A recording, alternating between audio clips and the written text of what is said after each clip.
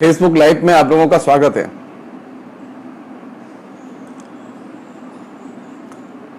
आज मेरी आत्मकथा का तीसरा एपिसोड है और इसमें हम लोगों ने विषय तय किया है जेएनयू, व्यक्तिवाद और जनतंत्र के असंख्य पाठ। जेएनयू के बारे में बहुत सारे मिथ प्रचलन में हैं, उनमें से कुछ की चर्चा हम लोग करेंगे आज।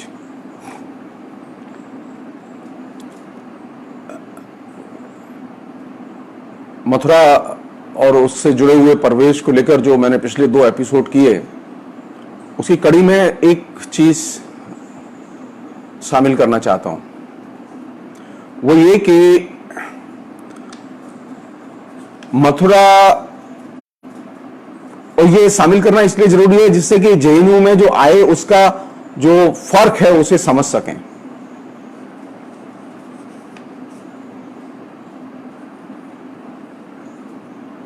मथुरा की कल्चर और मथुरा के परिवेश की चर्चा हमने की थी आपसे, और मथुरा के परिवेश और मथुरा की कल्चर की चर्चा करते समय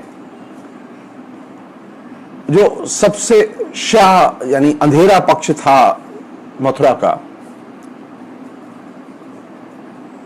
वो ये कि मथुरा के पूरे परिवेश में वो आज भी है। ये चीज 79 में थी जिस समय मैं मथुरा छोड़कर आया, और वो आज भी है। वो सैकड़ों सालों से है वहां। मथुरा के परिवेश में एक खास तरह की जड़ता और गतिहीनता है, और जड़ता और गतिहीनता से पूरा का पूरा समाज बुरी तरह से नीचे तक संक्रमित है। और ये जड़ता और गतिहीनता के कारण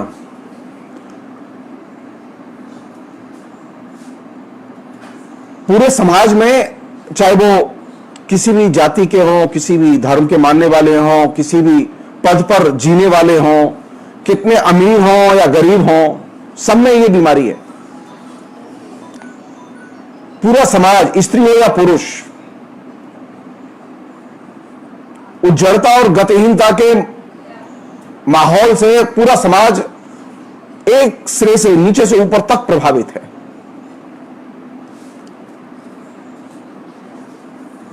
मसलन वहां जैसे आख्यान तो है, जैसा कि मैंने आपसे कहा, हर एक आदमी के पास में संस्मरण और आख्यान है, किस्सा गोई है, लेकिन किसी भी किस्म की तर्कशीलता और नए विचार के प्रति आग्रह वहां दूर दूर तक आपको दिखाई नहीं देगा। वहां पढ़े लिखे लोग जो रहते हैं वे भी आकंठ डूबे रहते हैं तर्कहीनता में, और जिसे हम लोग नॉनसेंस कहते हैं, उस नॉनसेंस का बड़ा आनंद लेते हैं। और नॉनसेंस वहां एक सबसे बड़ा लॉजिक है।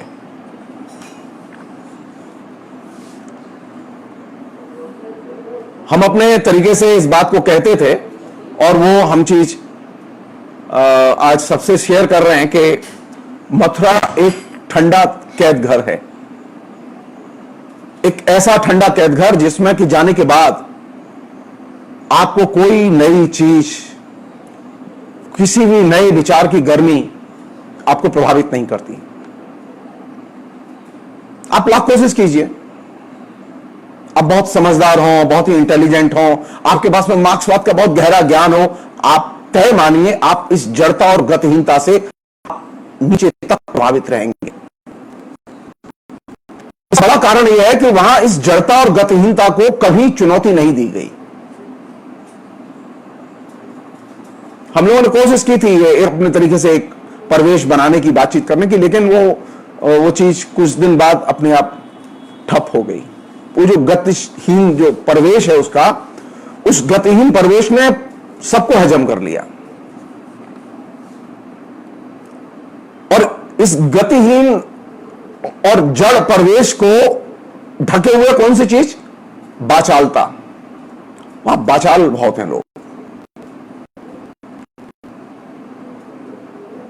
वो हर चीज को अपनी ऊंची आवाज से, अपने नॉनसेंसिकल तर्कों से ढक देना चाहते हैं। आप कलकत्ते से लौट के आए और आप मथुरा जाके रहें तो आपको कुछ दिन बाद लगेगा कि आपका जीवन जो है वो एकदम सीधे किसी ठंडे कैद घर में चला गया है। आप किसी भी महानगर से लौट के आइए और मथुरा आइए, आपको पता चला कि मथुरा अभी कई सौ साल पीछे है। आप किसी भी पढ़े लिखे आदमी से बात कीजिए और कई सौ साल पीछे इसका सबसे बड़ा लक्षण क्या है? कई सौ साल पीछे इसका सबसे बड़ा लक्षण है खाओ पियो और मौज करो और खर्राटे लेके सो। दूर तक आप गांव में जाइए, आप शहर में जाइए, आप पढ़े लिखे लोगों के बीच में जाइए, नो टेंशन। मैंने कई शो 55 दिन तक तो कोरोना के पीरियड में जब लॉकडाउन चल रहा था तो मैं शुरू में वहीं था। भारत सरकार के किसी भी किस्म के अनाउंसमेंट का और भारत सरकार की किसी भी किस्म की बंदिश का मथुरा के परिवेश पर कोई असर नहीं है। आज की डेट में भी कोई असर नहीं है। कल से फिर बाजार खुलेगा, आप जाइए देखिए।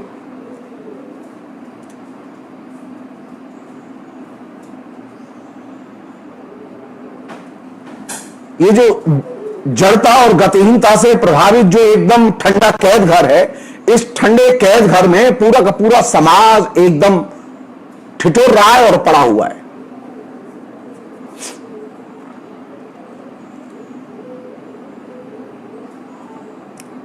हम में से कभी किसी ने कोशिश नहीं की जाने की क्या हुआ पूरा शहर, पूरा पूरा जिला।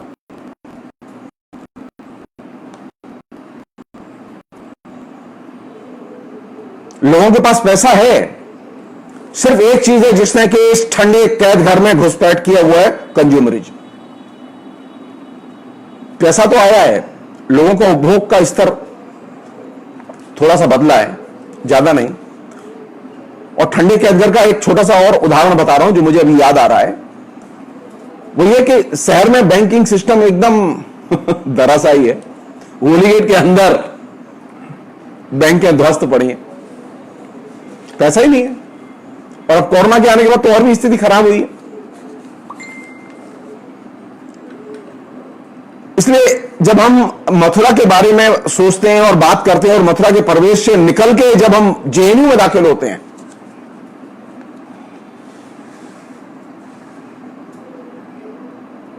मथुरा में कभी किसी व्यक्ति के पास में आपको कोई नई उमंग नहीं मिलेगी। वहां एक खास तरह के आनंद में लोग रहते हैं और वो या तो भांग का नशा है या कोई ऐसी चीज है जिसमें कि वो 300-400 साल पहले के किसी विचार में अटका हुआ है, किसी संस्कार में अटका हुआ है।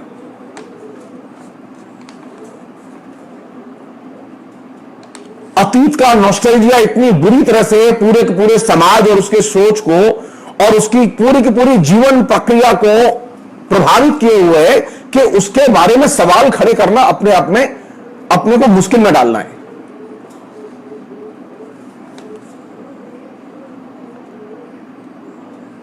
मैं एक छोटा सा उदाहरण दे रहा हूं जिससे आप इसकी जटिलता को समझ सकें और इस ठंडे कैद घर की मतलब सच्चाई से वाकिफ हो सकें। जब मैं मथुरा में एसएफआई का सेक्रेटरी था तो जब जिस लड़कियों के आंदोलन की मैंने आपसे चर्चा की, गर्ल्स डिग्री कॉलेज के छात्र आंदोलन की, महिला आंदोलन की, तो उस आंदोलन के कारण वहां कई दिन तक हड़ताल रही कॉलेज में। तो तीसरे या चौथे दिन सब्यसाची पार्टी के सीपीएम के जिला सेक्रेटरी थे, उन्होंने एक दिन मुझे बुलाया क्योंकि उस आंदोलन में उनकी दो भांजी भी एक्टिव थी। और उनकी भांजी नहीं, मथुरा की सैकड़ों लड़कियां एक्टिव थी और कम से कम 25-30 लड़कियां तो ऐसी थी जो सबसे ज्यादा एक्टिव थी। तो सब्यसाची ने आके कहा कि जगदीश्वर ये क्या कर रहे हो तुम? अगर तुम इस तरह से आंदोलन करोगे और ये लड़कियां इस तरह से आंदोलन करेंगी, तुमने कभी सोचा है कि इन लड़कियों की शादी भी होनी है? अब मेरे लिए शॉकिंग, मैंने पलट के कहा मां साहब मेरी भी तो शादी होनी है। सीपीएम का सेक्रेटरी ये कह रहा है कि आंदोलन मत करो, क्योंकि अगर आंदोलन लड़कियां ज्यादा दिन करेंगी तो इससे लड़कियों की शादी करने में असुविधा होगी। मैंने उनकी बात नहीं मानी। मैंने लड़कियों को बता दिया कि मां साहब ऐसे सोचते हैं, क्योंकि सब्यसाची की इज्जत बहुत करते थे लोग। तमाम शिक्षित यंग लड़के लड़कियां उनको बहुत प्यार करते थे।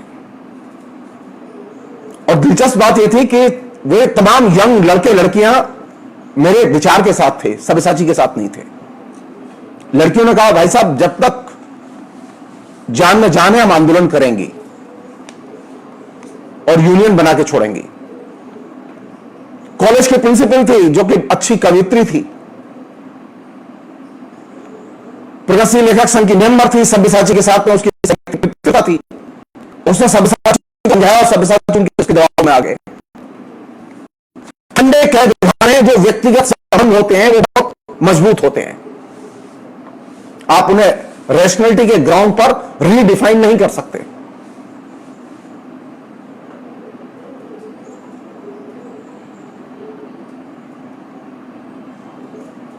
हमारे सभी दोस्त जो मथुरा से निकल गए, जिन्होंने अपने तरीके सचेत रूप से अपना मूल्यांकन किया और परिवर्तन की कोशिश की, वे लोग तो इस बात के लिए अपने को तैयार कर पाए कि उन्हें इंटरकास्ट मैरिज करनी चाहिए, मथुरा के बाहर इंटर रिलीजियस मैरिज करनी चाहिए, एडवेंचर करना चाहिए, लाइफ को बदलना चाहिए, नए की तरफ जाना चाहिए। लेकिन जो मथुरा में रह गए, लेकिन जिनके पास प्रगतिशील विचार थे, वे लौट के पुनः बंद गली में चले गए।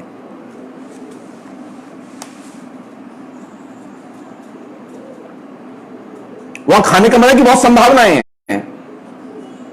आप पुराना ढांचा है, पुरानी मान्यताएं, पुराने मूल्यबोध हैं, उसमें पूरा का पूरा समाज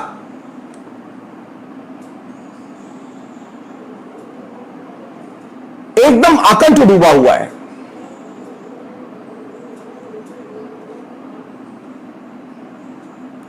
जय श्री राधे, जय श्री कृष्णा, जय राजा विराज की, जय माई जी की। मेरा मंदिर था देवी का। इस प्रदेश में जी के इनकलाब जिंदाबाद बोलना अपने आप में बहुत समस्या थी। एक और घटना बता रहा हूं इस पूरे जड़ और गतिहीन प्रवेश की, जिससे कि मैं निकल के आया। यह घटना मेरे ख्याल में ईयर एग्जैक्टली याद नहीं आ रहा है मुझे। चौबिया पाड़े में जहां चौबे रहते हैं, उसमें अचानक सीवर लाइन के पाइप से पानी रिसने के कारण सैकड़ों मकान फट गए। पूरा का पूरा चौबिया पाड़ा मोहल्ला एकदम ध्वस्त, तमाम बिल्डिंगें एकदम क्रैक कर गई, दसियों मकान गिर गए, सारे लोग परेशान, सारे लोग परेशान, और इसमें कोई आंदोलन नहीं। और इस पूरी की पूरी प्रक्रिया में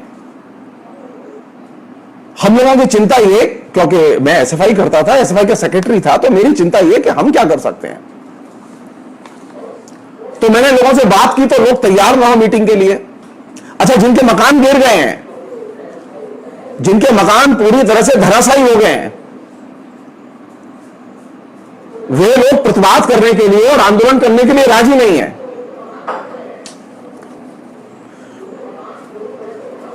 वे आंदोलन करने के लिए राजी नहीं है।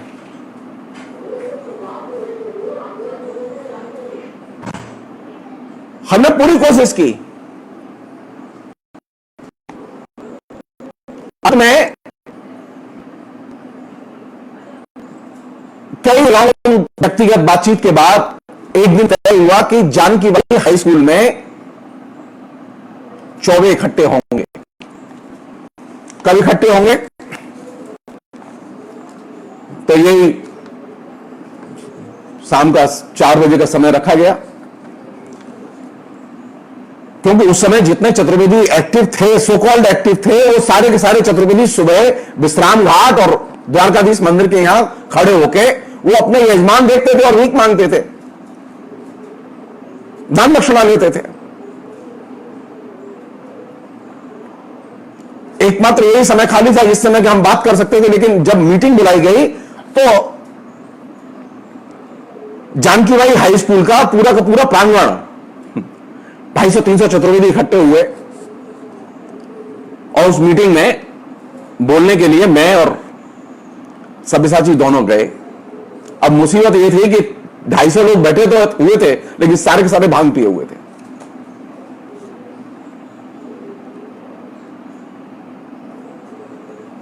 सब्यसाची ने भाषण दिया, उसके बाद मैंने भाषण दिया। अब लेकिन सारे लोग तो भांग के नशे में थे। तो हमने एक चीज वर्कआउट की थी और वर्कआउट करके हमने सिर्फ इतना कहा कि कल सुबह 6:30 बजे सब लोग द्वारकाधीश के मंदिर पर सुबह 6 बजे करीब आ जाएं, क्योंकि 6:30 बजे मंगला के दर्शन होते हैं। तो मंगला के दर्शन के पहले द्वारकाधीश के मंदिर के गेट पर इकट्ठे हो। और वो एक्चुअल में सुबह द्वारकाधीश के मंदिर के सामने वैसे ही इकट्ठे रहते थे, तो वो जगह जानबूझ के चुनी। संयोग की बात यह थी कि हमने बुलाया इसलिए, जो कि बोला नहीं, हमने बुलाया इसलिए कि उसी दिन सुबह नरेंद्र तिवारी उस समय यूपी के मुख्यमंत्री हुआ करते थे, तो नरेंद्र तिवारी को मथुरा आना था और मथुरा आके उनका यह कार्यक्रम था कि वो द्वारकाधीश के मंदिर दर्शन करने जाएंगे। तो सुबह 6:30 बजे करीब 250-300 चतुर्वेदी इकट्ठे हो गए वहां। मैं था। तो जब पुलिस वालों को तो देखा 24 यहां वैसे ही खड़े रहते हैं, उन्होंने अंदाज नहीं था कि वो आंदोलन करना चाहते हैं, कुछ एक्शन के मूड में है ये। नरेंद्र तिवारी आए, डीएम लेके उनको मंदिर में प्रवेश किया डीएम ने, और जब डीएम ने मंदिर में प्रवेश किया तो पीछे पीछे चौगों के साथ में हमने भी प्रवेश किया। और अंत में द्वारकाधीश के मंदिर के आंगन में अचानक हमने घोषणा की कि नरेंद्र तिवारी का यही घेराव किया जाए, और नरेंद्र तिवारी के चारों तरफ से चौगों ने घेर लिया। अब ये अभूतपूर्व घटना थी ये। अच्छा, ये सारी चीज अगर ब्लैक एंड व्हाइट में बता दी जाती तो कोई आता ही नहीं। तो नरेंद्र तिवारी ने पूछा कि भाई बात क्या है, तो मैंने एक मेमोरेंडम पेश किया और इसमें यह था कि इन चतुर्वेदियों के घरों की मरम्मत की व्यवस्था की जाए और ये सीवर लाइन बदली जाए, और जब तक ये व्यवस्था का ऑर्डर नहीं होगा आप मंदिर से नहीं निकल सकते। और वो जगह इसलिए चुनी गई क्योंकि वहां लाठीचार्ज नहीं हो सकता था। और ये स्पॉन्टेनियसली मेरे दिमाग में ये चीज आई। मथुरा के 2 आंदोलन, एक वो लड़कियों का कॉलेज का आंदोलन जिसमें के 300 लड़कियों ने बिल्कुल जी जान से शिरकत की, और दूसरी ये घटना। उसी समय नरेंद्र तिवारी ने तत्काल डीएम को ऑर्डर दिया, लिखित में ऑर्डर दिया। हमने कहा लिखित में आदेश चाहते हैं, लिखित में आदेश दिया, और बाकायदा घरों की और इस इलाके की सीवर लाइन की, इन तमाम की मरम्मत का काम शुरू हुआ। अब सारे लोग नारा किसका लगा रहे थे?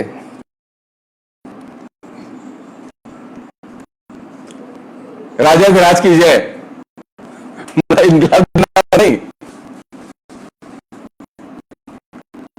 ये वह शहर है जिसमें कि पूरे के पूरे ठंडे कैद में लोग रहते हैं।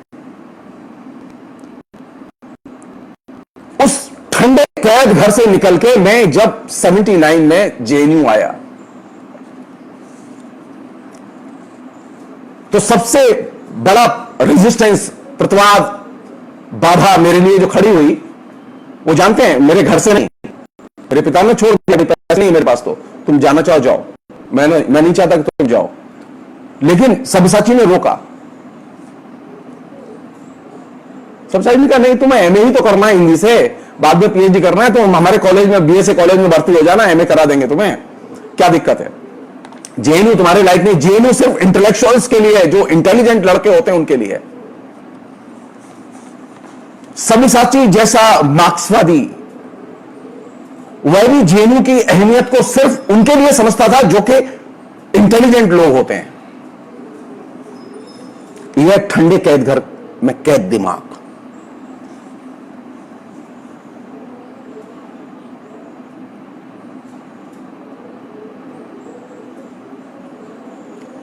इसलिए जब जेएनयू आए तो मथुरा में तो नहर की कहीं जगह ही नहीं थी, नया विचार नहीं, नए तर्क नहीं, नए दोस्त नहीं, सब कुछ पुराना पुराना।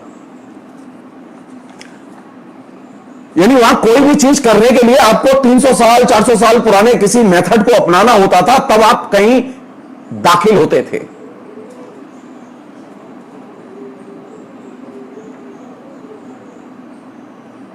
और जेएनयू जब आए 79 में, तो जेएनयू में तो एकदम परिवेश ही बदला हुआ। और परिवेश क्या था, बहुत ही इंटरेस्टिंग है ये। उस समय जिस समय मेरा दाखिला हुआ, उसके कुछ दिन पहले छात्रों का जुलूस प्रोफेसर रामवर सिंह से मिलने गया। वो डीन हुआ करते थे, वो डिपार्टमेंट के हेड थे। तो उनसे मिलने गया और उस मिलने के दौरान कुछ बातचीत हुई। किसी लड़के ने कुछ कह दिया, नामवर सिंह कोई नागवार गुजरी बात, और नामवर सिंह ने इसे अपना व्यक्तिगत अपमान माना और कहा कि मुझे गंदी गालियां दी गई हैं और मेरा अपमान किया गया है, इसलिए जो लोग जुलूस लेके आए उनको रस्टिकेट किया जाए। बाकायदा टीचर्स यूनियन की जनरल बॉडी मीटिंग में नामवर सिंह ने खड़े होकर जाके अपने दुख को व्यक्त किया और रोए। और जेएनयू के टीचर्स एसोसिएशन ने नामवर सिंह की डिमांड को इंडोर्स किया और वाइस चांसलर ने तत्काल एक्शन लेते हुए 21 या 22 छात्र नेताओं को तत्काल सस्पेंड कर दिया। उस समय एकदम भयानक एंटी एसएफआई हिस्टेरिया था पूरे के पूरे कैंपस में। दो ही लोग बाहर से जो कि सीपीएम के कार्यकर्ता थे या एसएफआई करते थे, मद्रास से, चेन्नई से बी भास्कर और मथुरा से मैं। बाकी पूरे जेएनयू में कोई सीपीएम का मेंबर दाखिला नहीं लिया था। सैकड़ों लोगों के दाखिले होते हैं। ये बेवजह बाहर बदनामी होती रही कि जेएनयू में तो सिर्फ उनके दाखिले होते हैं जो कम्युनिस्ट होते हैं। और मैंने जब दाखिला लिया तो जो एंटी कम्युनिस्ट उन्माद था कैंपस में, उस कैंपस में उन्माद की आप कल्पना नहीं कर सकते। तो मैं किसी से कहता ही नहीं था कि मेरा कभी एसएफआई से संबंध था। मैं छुपाता था इस बात को। मैं कहता था मैं तो न्यूट्रल हूं। मैं सबकी सुनता था और कहता था मैं किसी संगठन का मेंबर नहीं हूं। और यह कहते हुए मैंने 3 महीने गुजारे।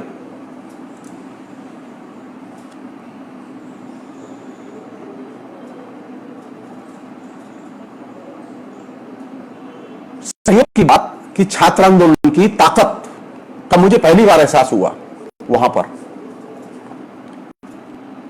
जो नामवर सिंह ने जिन छात्रों को रस्टिकेट किया उनमें ऐसे छात्र थे, छात्र थे ही नहीं।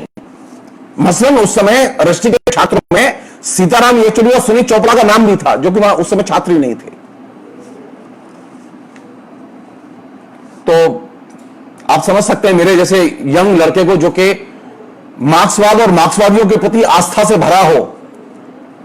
नामवर सिंह मार्क्सवादियों में सबसे बड़ा नाम। मेरी सारी की सारी आस्थाएं एकदम चकनाचूर।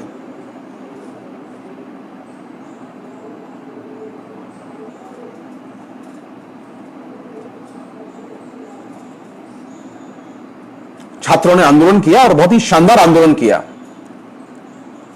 उस समय की एक घटना मुझे याद है कि स्कूल ऑफ लैंग्वेजेस की जनरल बॉडी मीटिंग थी, जो कि एनुअल जनरल बॉडी मीटिंग होती है। और उस जनरल बॉडी मीटिंग में एक प्रस्ताव पेश किया गया और उस प्रस्ताव पर मुझे बोलना था। तो मैंने बोलना नहीं था, बल्कि मैंने स्पॉन्टेनियसली अपना नाम दिया और मैंने कहा कि मैं बोलना चाहता हूं इस पे, और बस मेरे लिए सुविधा यह की जाए कि मुझे आखिर में बुलवाया जाए जब सब लोग बोल लें। जेएनयू में छात्र राजनीति कैसे शुरू हुई मेरे जीवन में। मैं एकदम ऐसे माहौल में दाखिल हुआ जिसमें कि हर लड़का लड़की एसएफआई से नफरत करता था। भयानक उन्माद। अनिल चौधरी अभी जो अभी फेसबुक लाइव में हमारे दोस्त हैं जो आए हैं अभी, वो उस समय स्टूडेंट्स यूनियन के सेक्रेटरी हुआ करते थे, जनरल सेक्रेटरी हुआ करते थे, एसएफआई के भी सेक्रेटरी हुआ करते थे।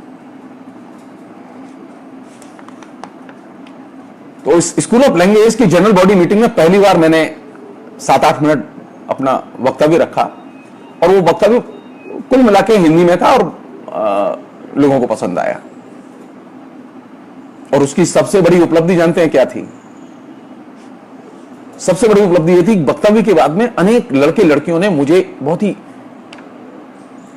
प्रशंसात्मक ढंग से कॉन्ग्रेचुलेट किया, बधाई दी और कहा कि अच्छे बोले। ये मेरे लिए पहली घटना थी। वक्तव्य तो मैं बहुत पहले से देता था, लेकिन कभी किसी ने मेरी प्रशंसा नहीं की।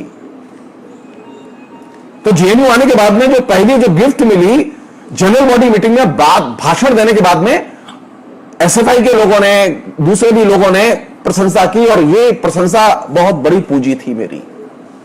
और उसमें 4 लड़के लड़कियों ने बाकायदा डिनर ऑफर किया। अच्छा भाषण दें और उसके बाद में लोग डिनर कराएं, इससे बढ़िया पॉलिटिक्स, छात्र राजनीति की कल्पना मैंने कभी की ही नहीं थी। और ये अपने आप में एक बहुत ही जैसे कि इंकरेज करने वाली चीज थी कि छात्र राजनीति में तुम जितना अच्छे ढंग से पार्टिसिपेट करोगे, लोग उतना ही तुम्हारा सम्मान करेंगे और रेस्पेक्ट करेंगे।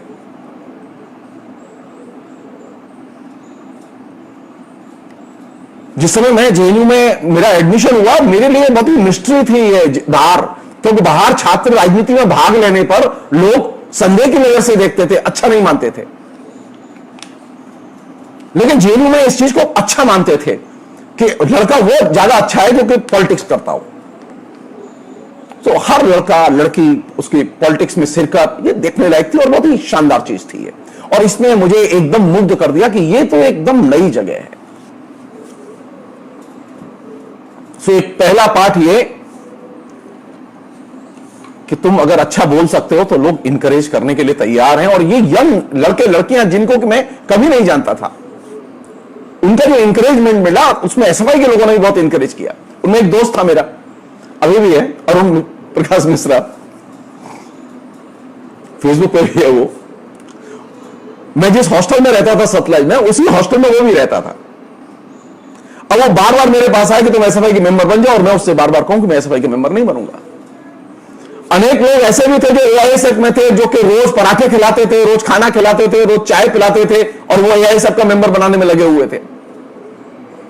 क्योंकि मैंने सबसे कह रखा था मैं किसी का सदस्य नहीं हूं और मैं किसी का सदस्य नहीं बनूंगा।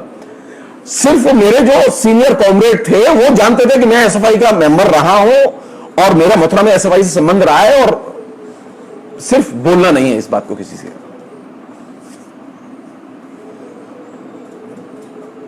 और मैं अपने मस्ती में अपने सबसे झूठ बोलता रहता था कि मैं, मेरा एसएफआई से कोई लेना नहीं। तो मुझे हर आदमी समझाता था। मैंने कई बार उन लड़कों की भी बातें सुनी है जो बहुत रेडिकल क्रांतिकारी नक्सल हुआ करते थे। वो ही समझाते थे क्रांति का मार्ग किधर है।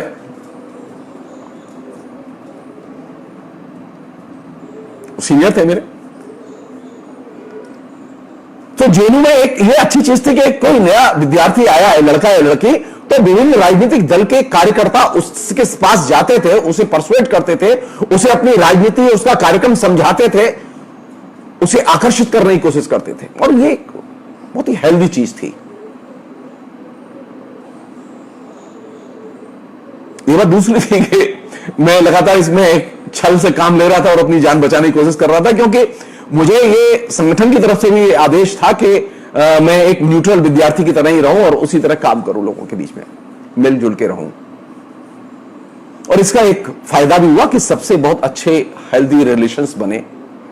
विभिन्न ग्रुपों में काम करने वाले विद्यार्थियों से अच्छे हेल्दी रिलेशंस बने। सो जेएनयू का पहला पार्ट, राजनीति अच्छी चीज है। छात्र राजनीति और खासतौर पर लोकतांत्रिक छात्र राजनीति सबसे अच्छी चीज है। इस चीज को सब लोग पसंद करते थे। सिर्फ एक व्यक्ति पसंद नहीं करता था, वो थे डॉक्टर नामवर सिंह। मैं हिंदी विभाग की खासतौर पर बात कर रहा हूं आपसे। नामवर सिंह की बहुत सख्त आपत्ति थी कोई लड़का एसएफआई करे और उनके यहां पढ़े। वो किस तरह की पढ़ाई होती थी, किस तरह की ऑब्जेक्टिविटी थी हिंदी में, मैं दूसरे विभाग की नहीं जानता। हिंदी की बता सकता हूं मैं आपको। एक घटना बहुत जरूरी, वो घटना है। कुछ दिन क्लास चली, सेमेस्टर शुरू होने के 6-7 दिन 8 दिन क्लास चली, और क्लास में नामवर सिंह ने 2 विषय पढ़ाए।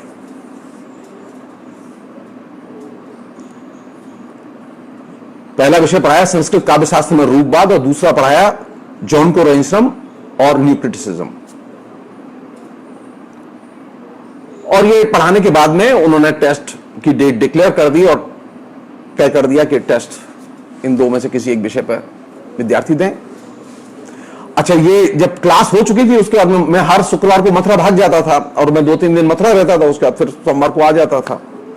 तो मैं जब लौट के आया मथुरा से तो मालूम पड़ा कि टेस्ट की डेट डिक्लेयर हो गई है। बुधवार को टेस्ट है, सोमवार को मैं गया तो मेरे पास में टेस्ट की तैयारी के लिए सिर्फ 1.5 दिन था, यानी सोमवार और मंगलवार। बुधवार को परीक्षा देनी थी। अब मुश्किल यह थी कि संस्कृत काव्यशास्त्र पढ़ते पढ़ते मैं ऊब चुका था, लेकिन नामवर जी ने बहुत शानदार तरीके से संस्कृत काव्यशास्त्र पढ़ाया था। मैंने अपने तरीके से उसे उपेक्षा की उस विषय की, और मैंने जॉन कोरेंसम के न्यू क्रिटिसिज्म पर टेस्ट दिया, और वो टेस्ट संयोग से अच्छा हुआ। अब हुआ ये कि वहां पर ये नियम था कि इवेल्युएशन के बाद में शिक्षक वो आंसर स्क्रिप्ट को विद्यार्थियों में देते थे। आप अपनी आंसर स्क्रिप्ट देख सकते हैं। नामवर सिंह ने वो आंसर स्क्रिप्ट बांटी, हमने सबने देखी, और देखने के बाद में देखा कि मेरी आंसर स्क्रिप्ट में कहीं कोई काटफांस नहीं हुई थी, जबकि मेरे साथ जो लोग लड़के थे जिनके मुझसे ज्यादा नंबर आए, हमेशा आए, उनकी एक एक पैराग्राफ में कई गलतियां, इसके बावजूद उनके नंबर मुझसे ज्यादा। मेरा ग्रेड था B+। मैंने हंस के, जब मेरा नंबर आया, जब वो एक एक करके पूछ रहे थे सब विद्यार्थी अपने अपने कि सर मेरे में क्या गलती है, मेरे में क्या गलती है, आपने क्यों नंबर दिया ऐसे, तो मैंने भी एक अपने तरीके से एक सवाल पूछा कि सर मेरा सब कुछ ठीक है, लेकिन आपने कोई टिप्पणी नहीं लिखी इस पर, खरी टिक लगाई और सही का, कोई एक अक्षर भी काटा नहीं था उन्होंने। 3 पेज का आंसर था मेरा। तो उन्होंने कहा कि जगदीश्वर जी मैं बहुत नाराज हूं आपसे। मैंने क्यों नाराज हैं आप बताइए। बोले कि आप संस्कृत की बैकग्राउंड से पढ़कर आए थे और मैंने आपके लिए नया विषय चुना, और मैं पहले कभी संस्कृत काव्यशास्त्र मैंने नहीं पढ़ाया। मैंने पहली बार संस्कृत काव्यशास्त्र में रूपवाद नया विषय पढ़ाया, और आपके लिए ही वो विषय पढ़ाया खासतौर पर, जिससे कि आप टेस्ट दे सकें। और आपने वही टेस्ट में वही क्वेश्चन अटेम्प्ट नहीं किया, और आपने जॉन कोरेंसम का सवाल आपने उठाया और आपने उसका उत्तर दिया। मैंने कहा कि बात तो ठीक है आपकी, लेकिन, और बोले कि आपने ये कैसे किया, आप तो अंग्रेजी जानते नहीं है।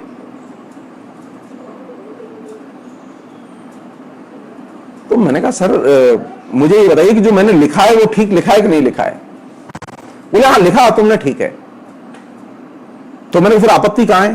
तो बोले तुमने ये टेस्ट की तैयारी कैसे की, क्योंकि तुम अंग्रेजी तो जानते नहीं हो, और जॉन कोरेंसम की जो किताब है न्यू क्रिटिसिज्म वो तो अंग्रेजी में है, तुम पढ़ नहीं सकते।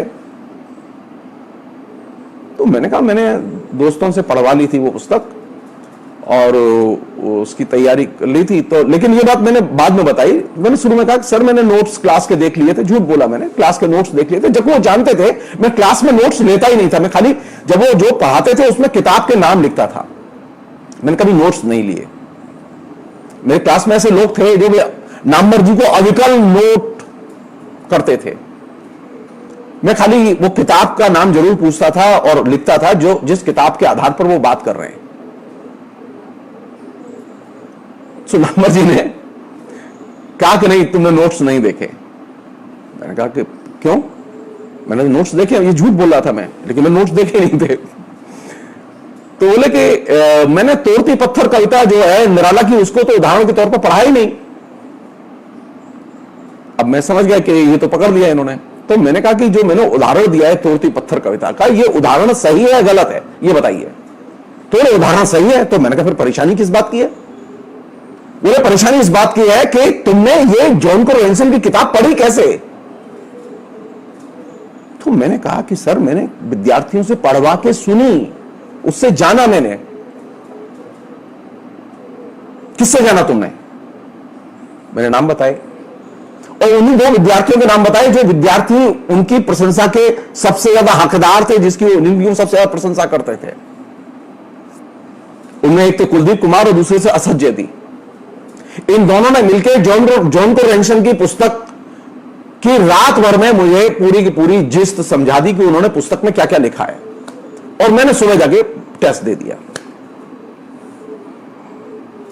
तो मैंने क्लास में बहुत ही ऑनेस्टली नाम भी बोल दिया। मैंने कहा सर मैंने तो दाखिले के समय कहा ही था, आपने पूछा था कि यहां पाठ्यक्रम में अनेक चीजें अंग्रेजी में है, तुम कैसे संभालोगे इसे, तुम तो अंग्रेजी जानते नहीं हो। तो मैंने कहा कि दोस्तों की मदद ले लूंगा। तो मैंने दोस्तों ने मदद की, आपको आपत्ति किस बात पर है? नामवर सिंह की आपत्ति इस बात पर थी कि तुम अंग्रेजी नहीं जानते हो, तुम अंग्रेजी पर लिख कैसे सकते हो। यह मेरे लिए दूसरा झटका था और बड़ा झटका था। और उस टेस्ट में जो मेरा B+ ग्रेड तय हुआ, आपको जान के आश्चर्य होगा कि मेरे सारे कोर्स में, यानी मैंने 2 साल में पढ़ाई की, 4 सेमेस्टर, 16 कोर्स मैंने किए, और 16 के 16 कोर्स में मेरे B+ ग्रेड है। कोई किसी भी जगह, कोई भी किसी भी पेपर में कोई नंबर बदला नहीं गया।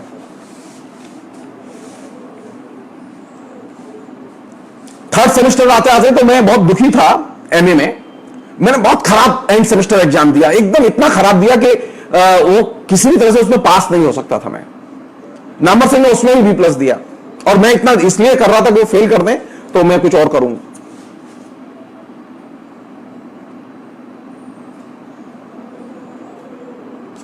जो चीज मैं आपसे शेयर करना चाहता हूं,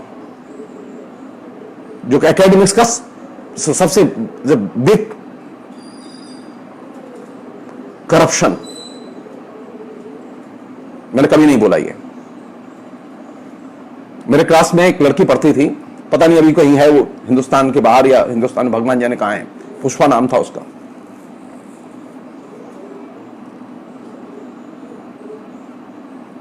उस लड़की वो रशियन से पढ़ के आई थी, BA हिंदी में MA एडमिशन लिया उसने। उसके नामवर जी ने नंबर खराब कर दिए। मैंने पूछा आपने क्यों इसके साथ ऐसा किया है? रिपीट कर रही है, दोबारा देख लीजिएगा। वो सुनने वाले नहीं थे। उनको परेशानी इस बात से थी कि ये लड़की आई तो है वहां तक तो ठीक है, लेकिन ये SFI क्यों करती है?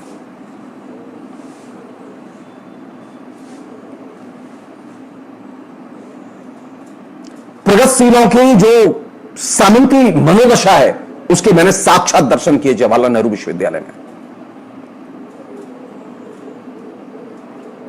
और पग पग पर इसका सामना किया और इसका विक्टिमाइजेशन झेला हम लोगों ने,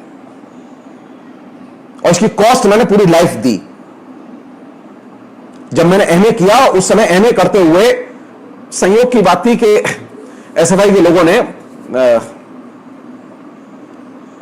मुझे फर्स्ट सेमेस्टर में ही SFI के कैंडिडेट बना दिया। 80-81 में, सॉरी।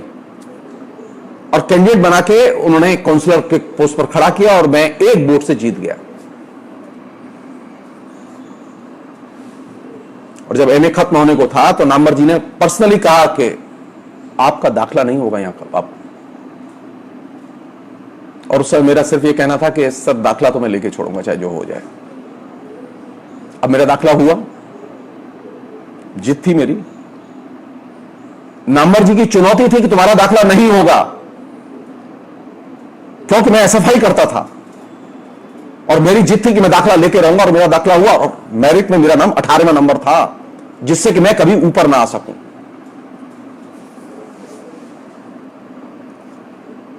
और मुझे कभी स्कॉलरशिप न मिले। अब एक मजेदार घटना बता रहा हूं आपको। ये है डेन।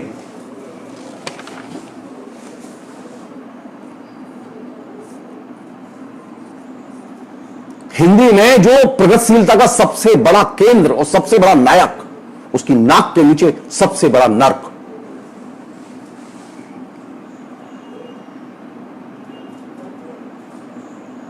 जब 18वें नंबर पर दाखिला हुआ और मेरे बैच में टॉपर थे वीर भारत तलवार, सेकंड नंबर पे तरुण कुमार तप्त जो मेरे एमए के बैच के टॉपर थे, थर्ड एक और कोई था, मैं 18वें नंबर पर था।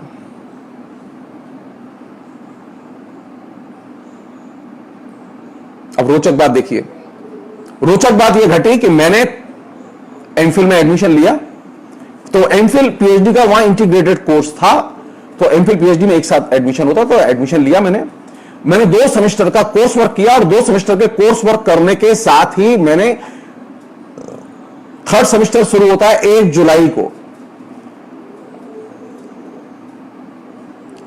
थर्ड सेमेस्टर के फर्स्ट डे, क्योंकि कोर्स वर्क खत्म होने के बाद आप कभी भी थर्ड सेमेस्टर में, फोर्थ सेमेस्टर में, फिफ्थ सेमेस्टर, 5 सेमेस्टर तक था वो, 1 सेमेस्टर एक्सटेंड हो सकता था, तो आप कभी भी अपना डिसर्टेशन जमा कर सकते थे। मैंने थर्ड सेमेस्टर के फर्स्ट डे मैंने अपना एमफिल का डिसर्टेशन जमा कर दिया।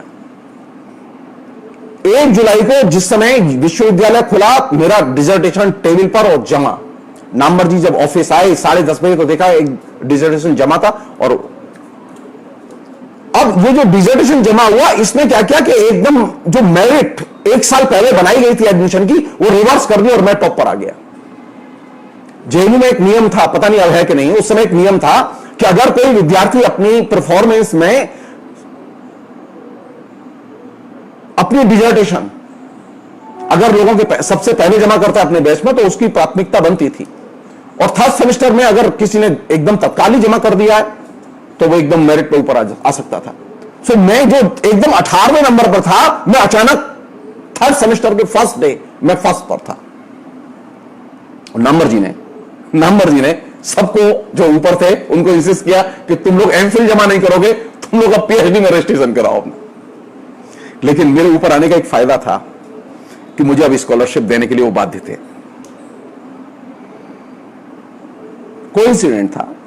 कोइंसिडेंट था जिसे कहें कि संयोग घटते हैं तो कैसे घटते हैं।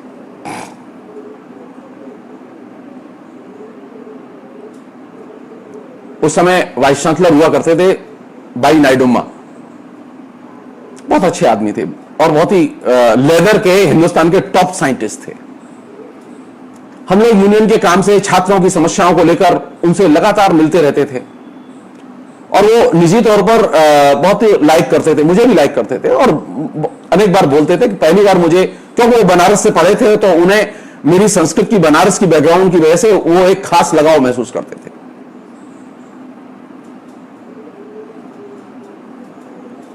उस समय हम लोगों ने छात्र संघ की तरफ से एक बात रखी थी, एक मांग रखी थी, जिसको कि नायडुम्मा ने मान लिया था। और मांग क्या थी? मांग ये थी कि छात्रों के इनकम सर्टिफिकेट वेरीफाई किए जाएं, क्योंकि यहां फेक इनकम सर्टिफिकेट बहुत जमा हो रहे हैं।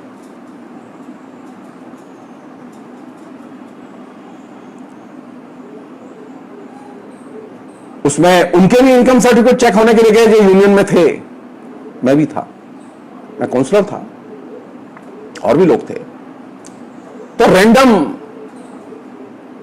एक बड़ी तादाद में इनकम सर्टिफिकेट चेक करने के लिए, वेरिफिकेशन के लिए कंसर्न अथॉरिटीज के पास भेजे गए और उसमें सैकड़ों विद्यार्थियों के इनकम सर्टिफिकेट फेक पाए गए।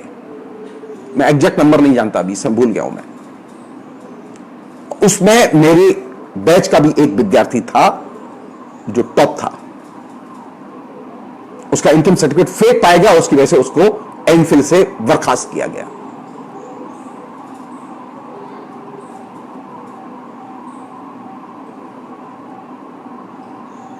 अब उसकी फेलोशिप खाली हुई और मैं टॉप पर।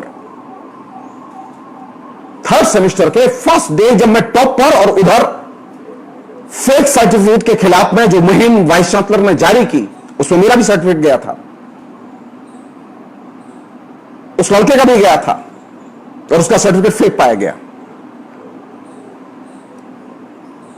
वाइस चांसलर ने एक शर्त रखी थी कि मैं यूनियन के लोगों के भी सर्टिफिकेट भेजूंगा वेरिफिकेशन के लिए। हमने कहा था जरूर भेजिए आप। तो मैं जब एमफिल का दाखिला हुआ तो उस समय 18वें नंबर पर था, और जब मैंने एमफिल जमा किया तो मैं जब पीएचडी में फर्स्ट डे एंटर किया तो मैं टॉप पर था और मेरे हाथ में फेलोशिप थी। और ये मैंने बाकायदा फेयर डील करके, बाकायदा परफॉर्म करके मैंने हासिल की थी। और इसके बाद हासिल की थी कि क्योंकि तय करके मुझे नीचे डाला गया था। यह बात मैं इसलिए कह रहा हूं कि जेएनयू के बारे में यह मिथ है कि जेएनयू में गड़बड़ियां नहीं होती थी। जेएनयू में बहुत गड़बड़ियां होती थी, पहले भी होती थी, अभी एकदम क्लाइमैक्स पर है। पहले एक फर्क था कि गड़बड़ी होती थी, उसकी शिकायत होती थी तो उस पर सुनवाई होती थी, प्रशासन नजर देता था, वाइस चांसलर खुले दिमाग से विभाग के अध्यापकों को, अध्यक्ष को मजबूर करता था कि तुम इसे रिजॉल्व करो। जेएनयू में कास्टिज्म का एलिमेंट भी था उस समय,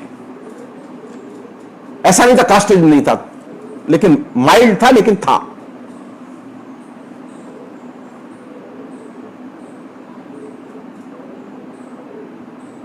लेकिन जेएनयू में एक डेमोक्रेटिक एटमॉस्फेयर था और एक पार्टिसिपेशन था, स्टूडेंट्स की बात सुनी जाती थी, और यह बहुत बड़ी चीज थी। तो जेएनयू की ताकत कहां से आती है? जेएनयू में कौन सी चीज थी जो मूल्यवान थी, जिसने कि हमें ताकत दी, हमारे जैसे लोगों को, जो कि मैं एकदम हिंदी मीडियम से आया था, मैं हिंदी के अलावा कोई भाषा नहीं जानता था। आपसे मैं बहुत विनम्रता से कह रहा हूं, आप मेरी बात मानिए, मैं अंग्रेजी अभी पढ़ के समझ लेता हूं। ये जो अंग्रेजी पढ़ के समझने की विद्या मैंने जेएनयू में पर्चे पढ़ते पढ़ते ही सीखी, जेएनयू में किताब पढ़ते पढ़ते सीखी। मैंने अंग्रेजी में मैं एक अक्षर नहीं लिख सकता ठीक से, मैंने कभी अंग्रेजी में दस्तखत किया ही नहीं, मैं अंग्रेजी जानता नहीं था। सारा कैंपस इस बात को जानता था, एसएफआई की पार्टी की सारी लीडरशिप जानती थी कि जगदीश्वर एकदम जेएनयू के हिसाब से निरक्षर है, क्योंकि मैं अंग्रेजी नहीं जानता था। मेरे साथ के जितने लोग हिंदी भाषी क्षेत्र से आए थे, जो ये छात्र नेता थे, वे अंग्रेजी जानते थे, लेकिन मैंने कभी अंग्रेजी पढ़ी नहीं। मैं अंग्रेजी मीडियम में किसी स्कूल में नहीं गया, मैं भूल से कभी मैंने अंग्रेजी में चिट्ठी नहीं लिखी। यहां तक कि मैंने कभी भी रजिस्ट्रेशन कराते समय हर सेमेस्टर में जो फोलियो भरते थे रजिस्ट्रेशन का, वो मैंने कभी भरा नहीं। मैं कभी किसी दूसरे विद्यार्थी से भरवाता था और वो जमा करता था जाके,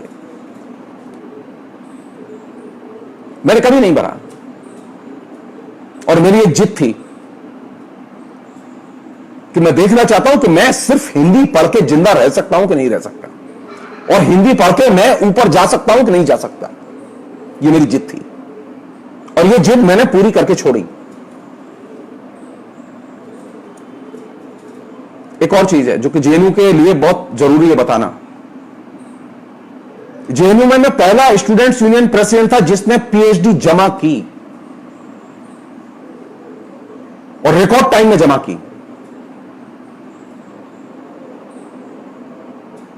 मुझसे पहले कभी किसी भी छात्र संघ के अध्यक्ष ने पीएचडी जमा नहीं की थी।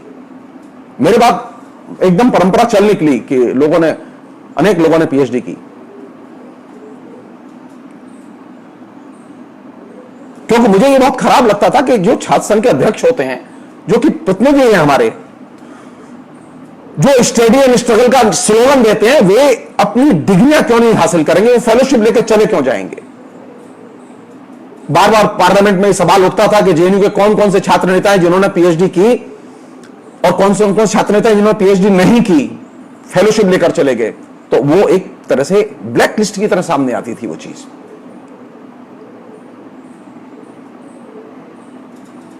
'84, '85 में जब मैं स्टूडेंट्स यूनियन का प्रेसिडेंट बना, उसके बाद चार्ज देने के बाद मैंने तय किया कि मैं कुछ भी हो जाए, मैं पीएचडी हर हालत में करूंगा। मैं इस पर मेरे दोस्त नाराज हुए, मेरे कॉमरेड नाराज हुए इस बात पर कि हम लोगों ने पीएचडी नहीं की, तुम कैसे कर लोगे, वगैरह वगैरह। मैं नहीं, पीएचडी करने आया हूं, पीएचडी करूंगा मैं। 6.5 साल मैंने जेएनयू में पढ़ाई की, उसमें 2 साल का एमए, 3 सेमेस्टर का एमफिल, और बाकी समय पीएचडी के लिए। टोटल 6.5 साल में 3 डिग्रियां लेके मैं कैंपस छोड़ के बाहर चला आया। जिस समय मैंने पीएचडी जमा की थी, मेरे हाथ में 1.5 साल की स्कॉलरशिप थी। मैं चाहता तो स्कॉलरशिप के बहाने वहां रह सकता था, मैं आराम से देर से पीएचडी जमा कर सकता था, लेकिन नहीं, मैं जमा करके निकल आया।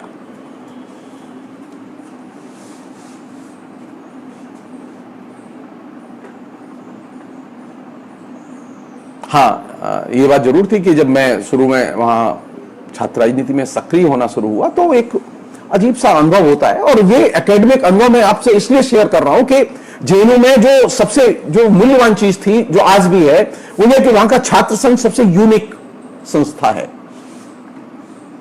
और छात्र संघ ने वहां जो, मैं 50वां आर्टिकल जेएनयू के ऊपर लिख चुका हूं फेसबुक पर, मैं उसमें से कोई चीज रिपीट नहीं करना चाहता आप लोगों से।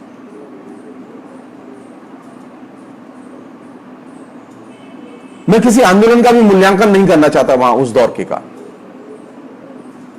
लेकिन एक चीज मैं कहना चाहता हूं, जेएनयू वामपंथ का गढ़ नहीं है, न वो पहले था न वो आज है। ये कोइंसिडेंट है कि वहां छात्र संघ के चुनाव में एसएफआई, एआईएसएफ, आयसा वगैरह जीत जाते हैं। ये कोइंसिडेंट है। वो हार भी सकते हैं, वो हारते भी रहे, ऐसा नहीं हारे नहीं। जेएनयू में अनेक रंगत के लोग पहले भी थे, आज भी हैं, विभिन्न विचारधारा के लोग। बल्कि यह कहना ज्यादा सही होगा कि जेएनयू में पहले भी मेजॉरिटी विद्यार्थी गैर वामपंथी हुआ करते थे, आज भी हैं।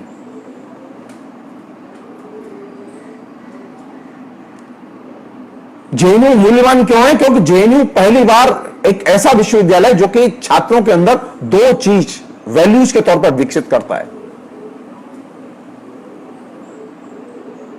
एक है व्यक्तिवाद और दूसरा है लोकतांत्रिक विवेक। तमाम जो हमारे जो साथ के लोग, विभिन्न रंगत के लोग साथ में थे, मित्र थे, विभिन्न विचारधारा के संगठनों में काम करते थे, लगता यही है कि वो समाजवादी है, ये कम्युनिस्ट है, ये फ्री थिंकर्स है, ये सोशलिस्ट है, ये लगता है ऊपर से। लेकिन एक्चुअल में होता यह है कि जेएनयू की छात्र राजनीति की और जेएनयू के प्रवेश की जो धुरी है, वो प्रैक्टिकली आपको हिंदुस्तान की डेमोक्रेसी के लायक एक अच्छा नागरिक बनाती है, बेहतरीन नागरिक बनाती है।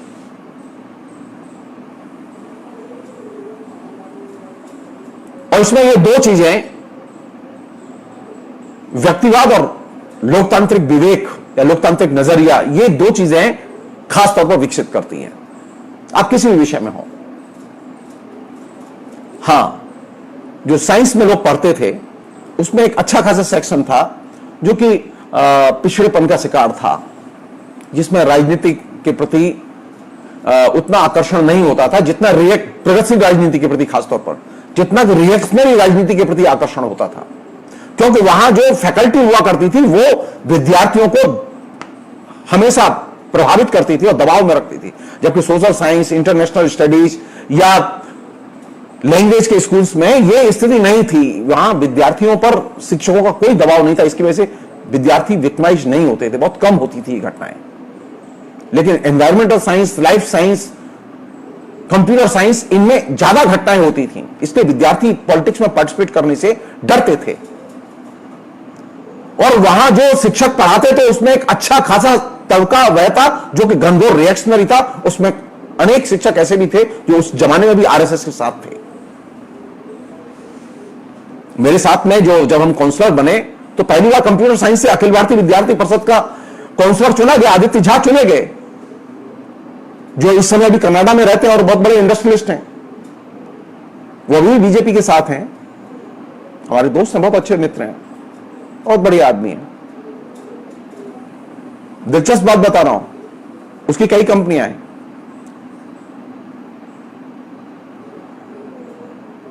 और ये बीजेपी के लोगों के लिए और खासतौर पर आरएसएस के लोगों के लिए कि जेएनयू की शिक्षा कैसे मनुष्य बनाती है। आदित्य झा ने एक दिन फेसबुक पर लिखा कि उसके यहां जो लोग काम करते हैं, उसकी कंपनी में कनाडा में जो लोग काम करते हैं उसमें 200 लोग काम करते हैं और 200 के 200 पाकिस्तान के मुसलमान हैं और बेहतरीन स्टाफ है।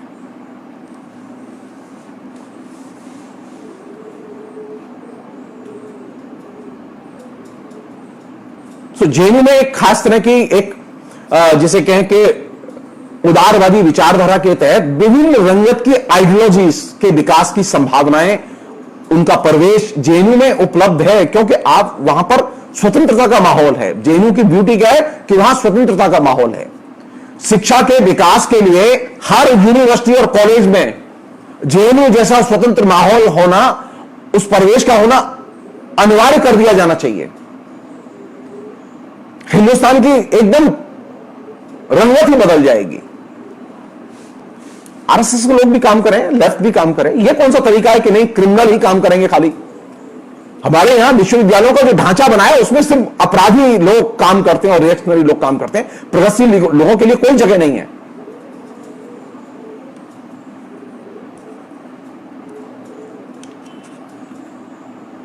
तो जेएनयू की जो सबसे मूल्यवान चीज है वो कौन सी कि वहां की छात्र संघ और छात्र संघ की जो गठन की प्रक्रिया वो बहुत ही मूल्यवान है।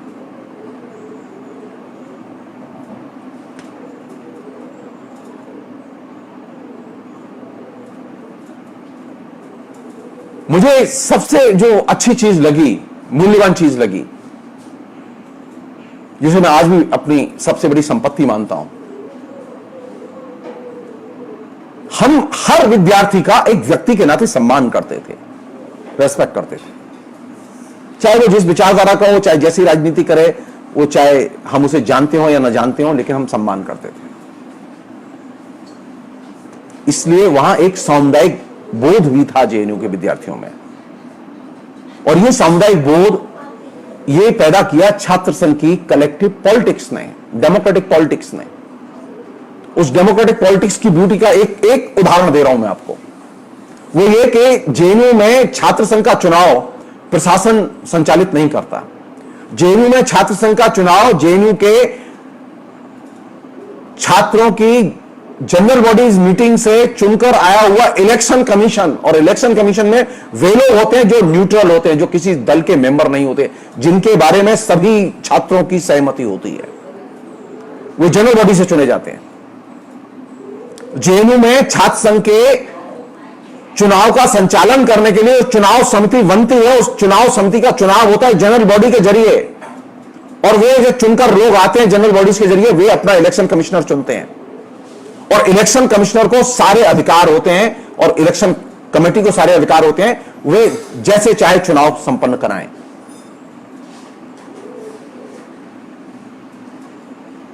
प्रशासन को हस्तक्षेप का कोई अधिकार नहीं है वहां,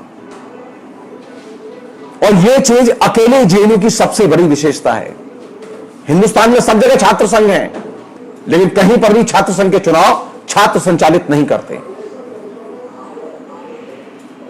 तो जेएनयू में छात्र संघ का निर्माण कैसे हुआ? जेएनयू में छात्र संघ का निर्माण किया छात्रों ने। छात्रों ने इसके लिए बहुत मेहनत की, और यह मॉडल केरल और बंगाल में जहां लेफ्ट फ्रंट सबसे ताकतवर है, वहां पर भी यह मॉडल नहीं है। यह मॉडल उन समाजवादी देशों में भी नहीं था जहां कम्युनिस्ट पार्टी के दसियों साल शासन रहे। सोवियत संघ में 60 साल शासन रहा कम्युनिस्ट पार्टी का, लेकिन वहां पर भी यह मॉडल नहीं है। यह जेएनयू की अपनी एक विलक्षण चीज थी, जो कि जेएनयू के छात्रों ने अपने कलेक्टिव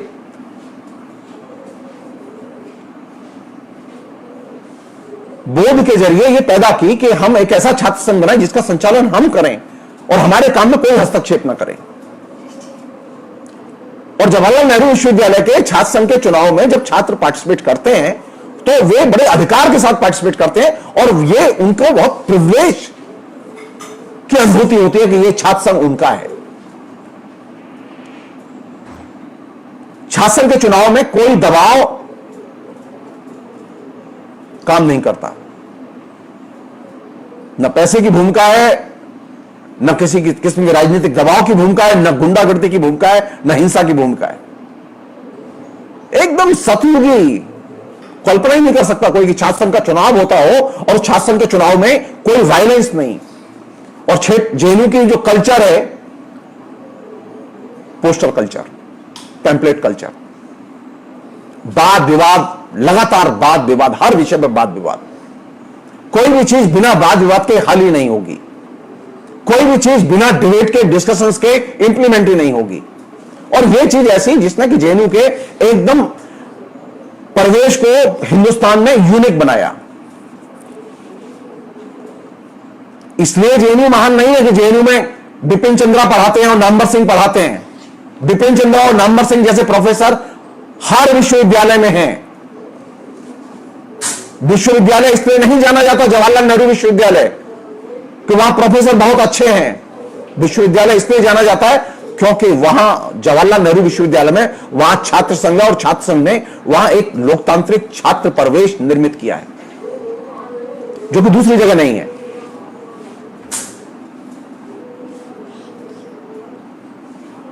तो हमारी कौन सी चुनौती है? मुझे जो सबसे चीज आकर्षित करने वाली लगी वो ये कि दो घटनाएं बोल के मैं ये बात खत्म करूंगा, बहुत जरूरी है। और ये पहली घटना शुरू में घटी और दूसरी घटना आखिर में घटी। यानी जेएनयू जब मैं गया 79 में तो एक बड़ी विलक्षण घटना घटी। मेरी एक दोस्त लड़की मथुरा से दिल्ली आई और मेरे यहां आई। मुझे मालूम नहीं थी, मैं नया नया आया था, मुश्किल से 7-8-10 दिन हुए थे मुझे आए। तो मैं उसे लड़कियों के हॉस्टल में, गोदावरी हॉस्टल में अपनी एक मित्र के यहां ले गया कि उसके यहां रख दूंगा उसे, रात में वो वहां रहेगी। मुझे हॉस्टल्स के रूल्स नहीं मालूम। तो जो मेरी दोस्त थी इंदु अग्निहोत्री, जो कि अभी इस समय स्त्रीवाद की बहुत बड़ी थिंकर हैं, इतिहास की बहुत अच्छी विद्वान है, तो मैंने चौकीदार से कहा कि भाई इनको उनके कमरे पहुंचा दो। उसका नंबर था कुछ, याद नहीं आ रहा। तो चौकीदार ने कहा कि साहब आप चले जाइए। वो चौकीदार भी नया ही नया था कोई, बोले चले जाइए आप। अब मुझे मालूम ही नहीं कि लड़कियों के हॉस्टल में जाना मना है। तो मैं उस लड़की को लेके सीधा 2nd फ्लोर चला गया गोदावरी में। और मैंने देखा तो इंदु के कमरे पर ताला लटका हुआ था। तो मैंने पड़ोस में जो लड़की थी उससे खटखटा के पूछा, तो उसने मेरी शक्ल देखी तो चिल्ला पड़ी, लड़का, जोर से। अब मेरी समझ में आया कि कोई गड़बड़ हुई है। तो मैं उस लड़की को लेकर तेजी से भागा वहां से। अब भागा तो मैं नीचे आया, तब तक चारों तरफ से लड़कियां निकल आई, लड़का लड़का लड़का करके, और ऊपर से हल्ला कर रही हैं, चौकीदार ये लड़का अंदर कैसे आया, अंदर कैसे आया। तो मुझे समझ में आ गई गलती हो गई बहुत सीरियस। मैं तेजी से आया निकल के, और मैं बाहर आते ही मैं सीधे पेरियार हॉस्टल में गया। वहां कैशर शमी हमारे दोस्त हैं जो उर्दू के बहुत बड़े विद्वान हैं, वो रहते थे, वो पढ़ते थे। तो मैं उस लड़की को सीधे ले जाके कैशर शमीम के यहाँ रख आया कि आप अपने पास रखिए इसे, मैं जा रहा हूं। और मैं चला गया, मैं किसी जगह जाके बैठ गया। अब सारे कैंपस में हंगामा कि लड़कियों के हॉस्टल में एक लड़का घुस गया, और वो भी लड़की लेके।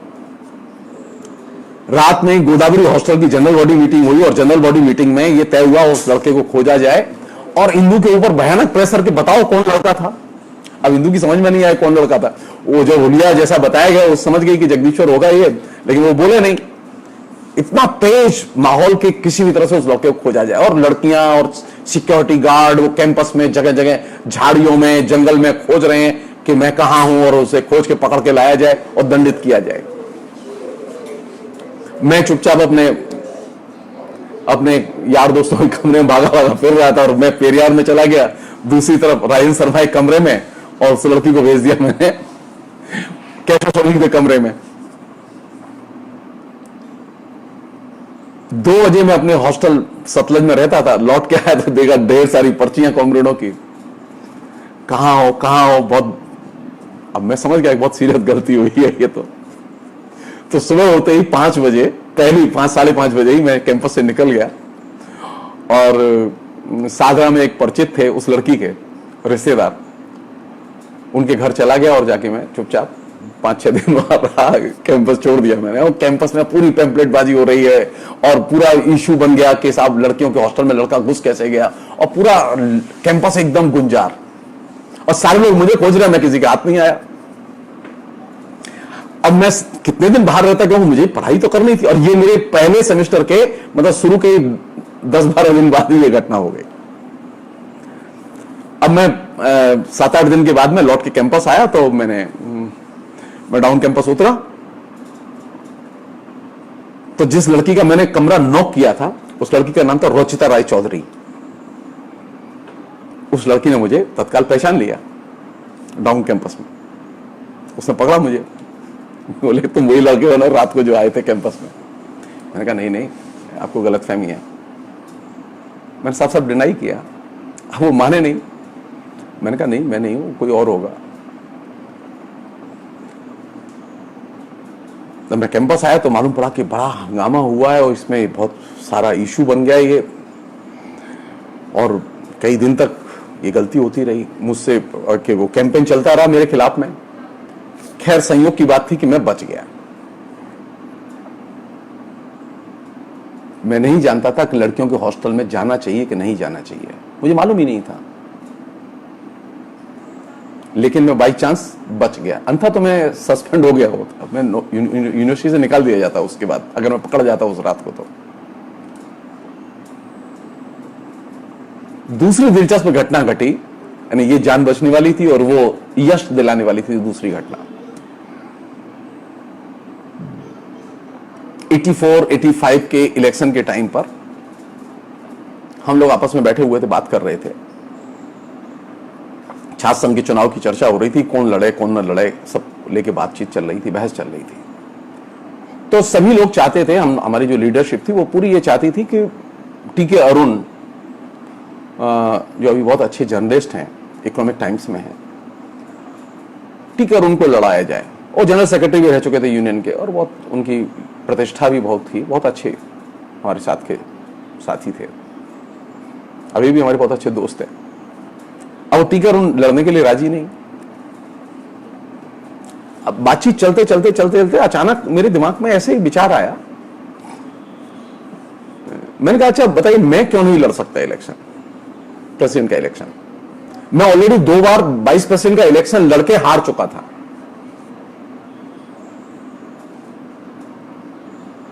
एक बार मैं इलेक्शन हारा आर बेणु से, जो कि अभी मेरे ख्याल में नीदरलैंड में एम्बेसडर हैं,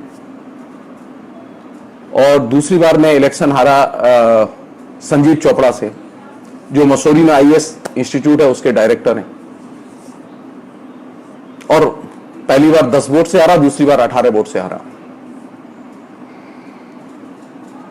जबकि मुझे वाइस प्रेसिडेंट के नाते मुझे सबसे अधिक वोट मिले थे, लेकिन फिर भी हार गया मैं। अब ये प्रेसिडेंट का जब प्रसंग आया तो मेरे दिमाग में ऐसा है ना, कैसे ही जस्ट वाई फन, मैंने कहा कि मैं क्यों नहीं खड़ा हो सकता हूं प्रेसिडेंट के लिए। तो मेरा नाम कोई रख नहीं रहा था।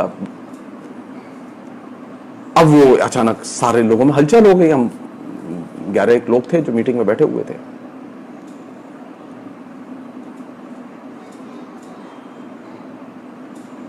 बहुत बहस हुई साहब इस पे। तो हमारे एक टॉप नेता हैं, वो विनम्रता से नाम ले रहा हूं, उनका प्रकाश करात, हमारे साथ थे मीटिंग में। उनका कॉमरेड आपको नहीं खड़ा कर सकते हम। मैंने क्यों नहीं खड़ा कर सकते? बोले कॉमरेड आप अंग्रेजी नहीं जानते और इलेक्शन हार जाएंगे। तो मैंने कहा अंग्रेजी जानने वाले भी तो इलेक्शन हारे हैं, पहले आप भी तो एक बार इलेक्शन हारे हैं, तो ऐसा तो नहीं अंग्रेजी जानते हैं तो इलेक्शन जीत ही जाएंगे। और ये किसने कहा कि हिंदी जानता हूं तो मैं इलेक्शन हार जाऊंगा?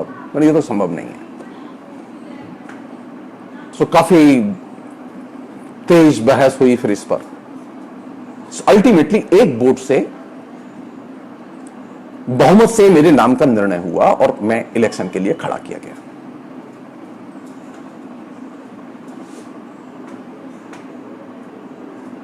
संयोग की बात 84-85 के इलेक्शन में, उस समय मेरे खिलाफ में जो 2 कैंडिडेट थे, उसमें एक कैंडिडेट थे सुबोध मालाकार,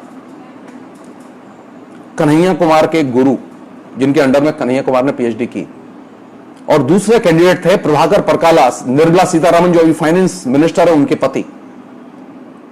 और साहब बड़ी ताकत लगी हुई थी। एसएफआई का एआईएसएफ के साथ अलायंस नहीं हुआ था,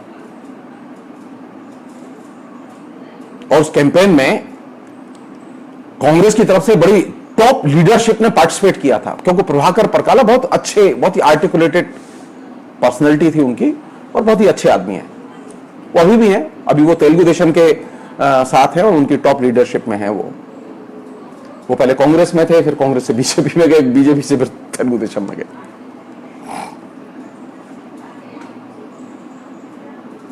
संयोग की बात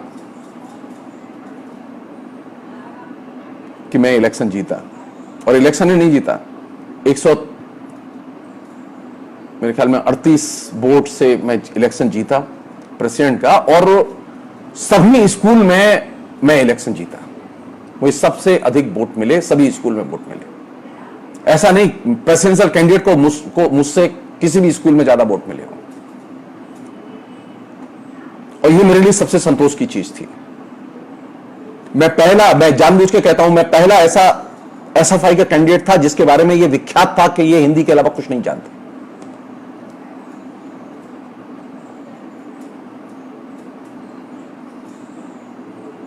हिंदी के किसी भी विद्यार्थी को पहली बार एसएफआई ने प्रेसिडेंट की पोस्ट पर खड़ा किया था। नॉर्मली सोशल साइंस के लोगों का नंबर रहता था उसमें, या इंटरनेशनल पॉलिटिक्स के लोगों का नंबर आता, लड़कों का नंबर आता था। हिंदी उर्दू के विद्यार्थियों का नंबर प्रेसिडेंट की पोस्ट पर कभी नहीं आया। उसके बाद तो सिलसिला चल निकला, हिंदी विभाग से अनेक लोग जीते हैं।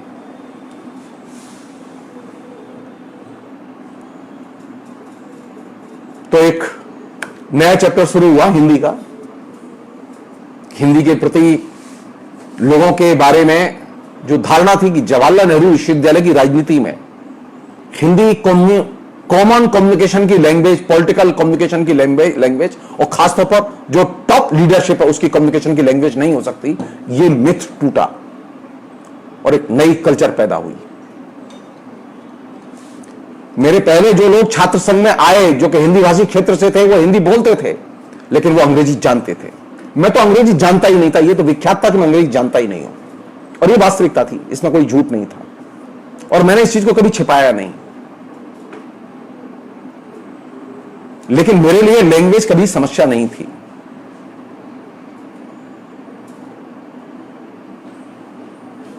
यह बात मैं इसलिए कहना चाहता हूं कि जवाहरलाल नेहरू विश्वविद्यालय के बारे में यह धारणा कि वह अंग्रेजीदार लोगों की, एलिट लोगों की संस्था है, यह धारणा गलत है। जवाहरलाल नेहरू विश्वविद्यालय में 60% से ज्यादा ऐसे विद्यार्थी आते थे जो कि गरीब पृष्ठभूमि से आते थे, सामाजिक तौर पर पिछड़े समाज से आते थे, जो अपनी मातृभाषा के अलावा अंग्रेजी में हाथ जिनका तंग था, वे मातृभाषा में हाथ उनका मजबूत था। वो तमिल में, तेलुगु में, मलयालम में, तमाम भाषाओं में ऐसे विद्यार्थी वहां आते थे। तो जेएनयू पर जब बात करें तो हम एक चीज ध्यान रखें कि जेएनयू ने भाषा के प्रश्न पर कभी भी लोगों को विक्टिमाइज नहीं किया, कभी नहीं किया। मैंने कई बार हिंदी में पर्चे निकाले, और पर्चे नहीं निकाले, मैंने जब प्रेसिडेंट था तो उस समय अनेक चिट्ठियां मैंने प्रेसिडेंट के नाते हिंदी में ही लिखी, क्योंकि जब कोई ट्रांसलेटर नहीं मिलता था तो मैं हिंदी में ही लिखता था और जवाब देता था। अन्यथा नॉर्मली कोशिश करता था कि ट्रांसलेटर मिल जाए तो उसके जरिए मैं अपनी बात अंग्रेजी में लिखवा के और प्रिंट करा दूं और वितरित कराऊं या प्रशासन को चिट्ठी दूं। तो एक नई कल्चर, जिसे हम लोग कह सकते हैं देशज भाषा की संस्कृति, उसकी शुरुआत भी तब होती है। ये जो इमरजेंसी के बाद का जो दौर, 77 के बाद का जो दौर जेएनयू में विकसित होता है, उसमें धीरे धीरे धीरे धीरे हिंदी भाषी क्षेत्र के विद्यार्थी बड़ी तादाद में छात्र राजनीति में शिरकत करते हैं और वे इफेक्टिव भूमिका अदा करते हैं। उसने हिंदी का एक नया प्रवेश, एक नया जागृत वर्ग पैदा किया, और ये अपने आप में एक बड़ी चीज थी। और ये प्रवेश कहां पैदा हुआ? ये उस एलिट इंस्टीट्यूशन में पैदा हुआ जहां के लोग ये मानते थे कि हिंदी यहां पर सेकेंडरी लैंग्वेज भी नहीं है, हिंदी और प्राइमरी लैंग्वेज थी।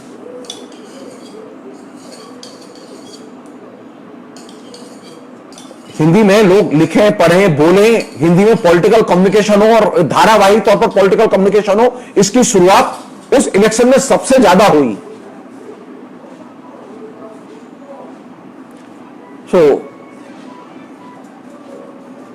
जेएनयू में भाषाओं को लेके एक खास तरह का, और देशी भाषाओं को लेके एक खास तरह का आग्रह, इंकरेजमेंट, उत्साहवर्धन का भाव हमेशा सा रहा है। जो विभिन्न भाषा भाषी लोग वहां पढ़ने आते थे, उनके प्रति हमारे यहां कभी भी कोई दुर्भावना नहीं होती थी, कोई छोटा बड़ा का भाव नहीं होता था। इसलिए जेएनयू पर जब हम बात करें तो हम लोग एक चीज ध्यान रखें कि जेएनयू ने ये जो उच्च शिक्षा में अंग्रेजी का वर्चस्व रहेगा और अंग्रेजी के बिना किसी भाषा में आप कम्युनिकेट नहीं कर सकते, इस चीज को तोड़ा। और यह चीज संयोग की बात है कि इस चीज को निर्मित करने में वामपंथियों की महत्वपूर्ण भूमिका रही। मैं जो कुछ भी वहां कर पाया वो इसलिए कर पाया क्योंकि मैं कम्युनिस्ट पार्टी से जुड़ा हुआ था, मैं स्टूडेंट फेडरेशन से जुड़ा हुआ था, मैं उनके लिए काम करता था। मैंने अपने स्टूडेंट फेडरेशन के जो दोस्त थे उनसे बहुत कुछ सीखा। मैं बार बार कहता हूं कि मेरे जो रियल शिक्षक हैं जिनसे मैंने सीखा वो मेरे दोस्त हैं। और ये मैं इसलिए कह रहा हूं कि हम सब जितने भी यंग लोग होते हैं उनके यंग अवस्था में जो दोस्त होते हैं वे सबसे बड़े शिक्षक होते हैं। संगति का बहुत गहरा असर होता है। मुझे संयोग से जवाहरलाल नेहरू विश्वविद्यालय के उन अच्छे प्रतिभाशाली मेधावी विद्यार्थियों के साथ पढ़ने का मौका मिला जो कि हिंदुस्तान की, जिन्होंने इज्जत में 4 चांद लगाए।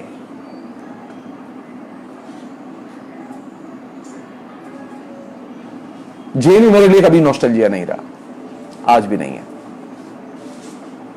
जेएनयू को लेकर मेरे अंदर कोई अतीत मोह जैसी कोई चीज नहीं है। जेएनयू अच्छा था, जेएनयू का मेरे ऊपर कर्ज है। जेएनयू के खिलाफ जब भी कोई गलत बात कही जाती है मैं तत्काल रिएक्ट करता हूं। मैं उन लोगों की तरह नहीं हूं जो कि पढ़े लिखे लोग हैं लेकिन फेसबुक पर हैं लेकिन 4 लाइन नहीं लिखते। जवाहरलाल नेहरू विश्वविद्यालय के विद्यार्थी इतने ताकतवर हैं कि अगर वो लिखना शुरू करें फेसबुक पर तो वो किसी भी तंत्र को एकदम नंगा कर सकते हैं। मोदी तो क्या चीज है। कन्हैया कुमार के प्रसंग में जो कैंपेन शुरू हुआ उस कैंपेन के धुर्रे उड़ा दिए जवाहरलाल नेहरू विश्वविद्यालय के विद्यार्थियों ने। जवाहरलाल नेहरू विश्वविद्यालय के विद्यार्थियों के अंदर ताकत कहां से आती है? ये ताकत आती है लोकतांत्रिक परिवेश से और व्यक्तिवाद के विकास से।